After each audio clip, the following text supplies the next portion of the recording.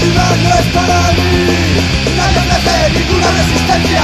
La gente calla, el mundo tiembla y nadie se molesta en pensar lo que pasa. Las mismas caras, los mismos gestos, el mismo silencio mortal. Cuando en el metro